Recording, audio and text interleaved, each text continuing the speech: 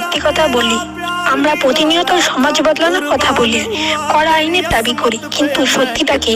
যখন মমতা ব্যানার্জি আমাদের মুখ্যমন্ত্রী ছিলেন তখনও আরজি করের মতো নারকীয় ঘটনা ঘটেছে।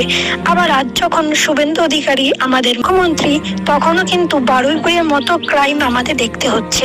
তার মানে এটা খুব সিম্পল, সরকার যেই আসুক, এমনকি স্বয়ং ভগবান এলেও সমাজ বদলাতে পারবে না যদি না মানুষের অর্থাৎ আমাদের মাইন্ডসেট বদলাই। আর এই মাইন্ডসেট চেঞ্জ করার পাওয়ার আছে শুধুমাত্র একজন মায়ের হাতে, কারণ একটা বাচ্চার প্রথম মেন্টর হলেন তার মা। আজ আপনার ছেলে কোনো ছোট্ট ভুল করলে যদি সেটাকে আপনি ফানি ভেবে হেসে উড়িয়ে দেন, তবে বস আপনি জাস্ট একটা ফিউচার ক্রাইমকে স্পন্সর করছেন। আজকের আপনার বাচ্চার সেই ছোট্ট প্রশ্রয়টাই কালকে অন্য কোনো মায়ের কোল খালি করে দেবে। তাই জাস্ট মোমবাতি জ্বালিয়ে প্রোটেস্ট নয়, রিয়েল চেঞ্জ যদি চান তবে ছেলেদের ছোটবেলা থেকে মেয়েদের প্রতি রেসপেক্ট করা শেখাতে হবে। শিক্ষার শুরুটা হোক আজ মায়ের কোল থেকেই। ভিডিওটা ভালো লাগলে শেয়ার করে দেবেন, লাইক করে দেবেন। থ্যাংক ইউ, দেখা হবে পরের ভিডিওয়।